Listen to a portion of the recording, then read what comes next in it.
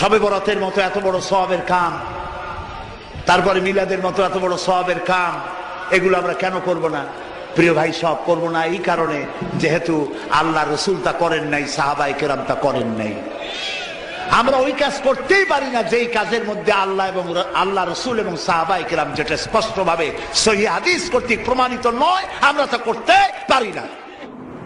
শবে বরাতের তিনটে বিষয় বোঝেন। একটা হলো শবে বরাতের রাত্রিতে, অর্থাৎ আবারও বলছি, শবে বরাত বলছি, আপনারা রাগ করেন না, নিসফে শাবানের রাত্রিতে, মধ্য শাবানের রাত্রিতে আল্লাহ তাআলা বান্দাদের গুনাহ মাফ করেন। এটা সহিহ হাদিস।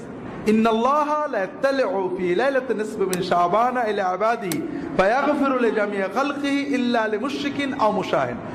আল্লাহ তাআলা মধ্য শাবানের রাত্রিতে তার বান্দাদের দিকে দৃষ্টিপাত করেন। আল্লাহ মধ্য শাবানের রাত্রিতে তার বান্দাদের দিকে দৃষ্টিপাত করেন, তখন তিনি দুই শ্রেণীর মানুষ ছাড়া সকল শ্রেণীর সৃষ্টিকে মাফ করে দেন। যাদের ভিতরে শিরক আছে এবং যাদের ভিতরে হিংসা আছে, এই হিংসা এবং শিরক যাদের আছে তাদের ছাড়া বাকি সকল মানুষকে আল্লাহ মাফ করে দেন। তাহলে শবে বরাত হলো একটা কমন বোনাস। আপনি যদি এই রাত্রিতে ঘুমিয়ে থাকেন, জেগে থাকেন, কিন্তু আপনার অন্তরে শিরক নেই, আপনার অন্তরে হিংসা বিদ্বেষ নেই, ইনশাআল্লাহ আপনার নসিবে এই আল্লাহর বোনাসটা এসে যাবে, আপনার অ্যাকাউন্টে আপনার বোনাস জমা হয়ে যাবে। কথা কি বুঝতে পেরেছেন?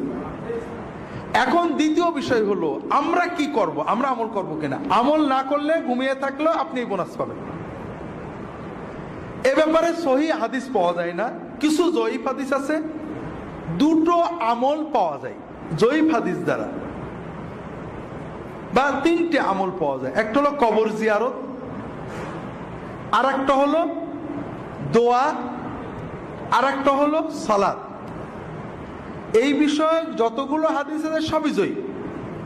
তবে যেহেতু এই রাত্রের ফজিলত সহিহ, এই রাত্রে কেউ যদি অন্যান্য রাতেও তাহাজ্জুদ পড়ে, এই রাত্রে একটু কিছু বেশি পড়েছে, অন্যান্য রাত্রেও দোয়া করে, এই রাত্রে বেশি করেছে, এটা অনেক আলেমই মুস্তাহাব, জায়েজ, বৈধ, সুন্নতের ভিতরে থাকবে বলে মত প্রকাশ করেছেন। আমরাও মনে করি যদি কেউ ব্যক্তিগতভাবে এই রাত্রিতে দোয়া করেন, এই রাত্রিতে আল্লাহর কাছে দোয়া করেন বা সাধারণ তাহাজ্জুদ পড়েন, কিয়ামুল লাইল করেন, এটা নাজায়েজ হবে না, ইনশাআল্লাহ বিদআত হবে না।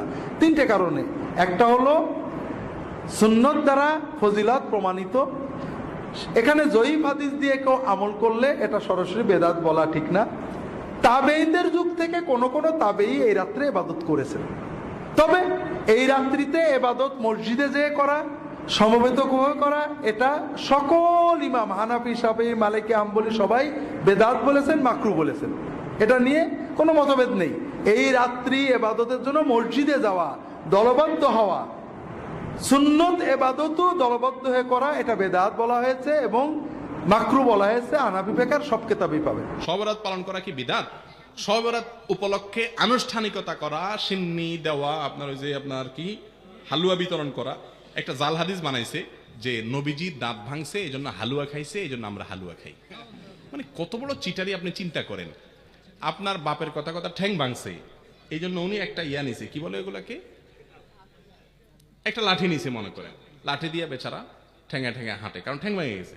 এখন আপনি বাপের ছেলে বলতেছেন, উফ আমার বাপের শত্রুর সাথে লড়াই করতে গিয়া ঠ্যাং ভেঙে ফেলছে, অতএব বাপের প্রতি আমি ভালোবাসা প্রকাশ করতে গিয়ে আমার ভালা ঠ্যাঙে আমি একটা লাঠি নিয়ে খোঁড়াইতেছি।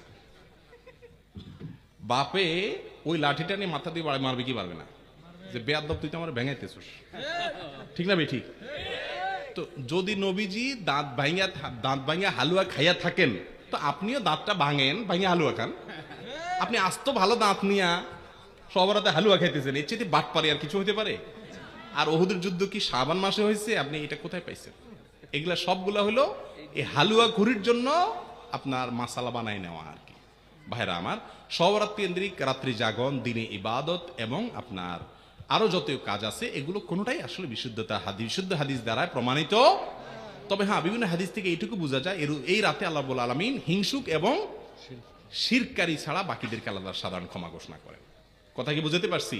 আর যেহেতু সাবান মাস নফল রোজা মাস, অতএব অন্য দিনের মতো ওই দিন রোজা রাখতে পারেন, কিন্তু সবার উপলক্ষে স্পেশাল রোজা এটাও বিশুদ্ধ হাদিস দ্বারা প্রমাণিত না।